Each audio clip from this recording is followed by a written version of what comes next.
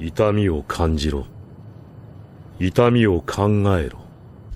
一袋米要扛几楼？一袋米真的只能扛2楼吗？我很好奇，想要知道这袋米扛了几楼，就得知道扛米的佩恩天道飞了多高。首先明确2个前提：超神罗天真是以天道为中心，呈球形向四面八方扩散，地上的坑是这个球接触到地的一部分，也就是通常所说的球冠。你要知道天道此时飞了多高，首先就得知道这个坑的深度。上期视频算出大坑直径为612.14米，没想到上期视频是个伏笔，嘿嘿。按比例算出小坑直径为326.64米，我们画出模型标记长度。此时小鹰站在大坑边缘看向对面，视野里面有围墙和大坑的坑壁，在模型上标出小鹰的位置和小鹰的视觉透视图，此处的 ABC 分别代表小鹰看到的3段长度，而且在视觉中心处，小鹰的视线得要与视觉平面垂直。后面的任务就变成了计算围墙 A 的高度。木叶毁灭计划中，5个炮灰脸的上影忍者并排站在围墙上，他们操作起来了，然后他就中了2个苦挂掉了，妖兽啦！苦居然能炸死人了，就是这位大哥，他居然还站在小队 C 位的位置上。一般的苦长度为18到20厘米，按照19厘米计算，这位大哥的脸也只比苦长了那么一点点。通过远视图算出围墙一行格子高度2.5米，没错，木叶围墙是一行一行的，在以下3个画面中大概看到有8行，因此木叶围墙总高度为20米，相当于5个玻璃墙的高度。20米城墙拦忍者也只是拦了个寂寞，怪不得当叛人这么容易，划一刀再翻个墙就行了。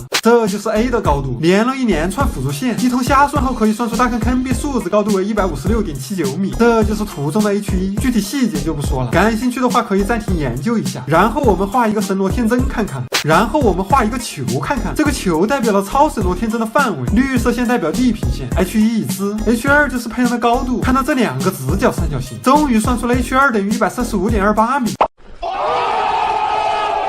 这期视频去年就想说，磨磨蹭蹭到现在终于搞出来了。佩恩飞了135.28米，日本的房间比我们矮一些，榻榻米102.2米，一般的钢筋混凝土房间是2.4米，按这个算，佩恩飞了56.37楼，楼层数得近1取整，所以最后的结论就是57楼。一袋米要扛几楼？看这个视频之前，也许你只会学着佩恩说一袋米要扛2楼，但今天你就可以大声的说出一袋米要扛57楼。假如你看了这期视频，假如你还是岸本，那么或许疾风传就能有不同的结局。脑洞小剧场，我是小鹰，刚刚这是发生了什么啊？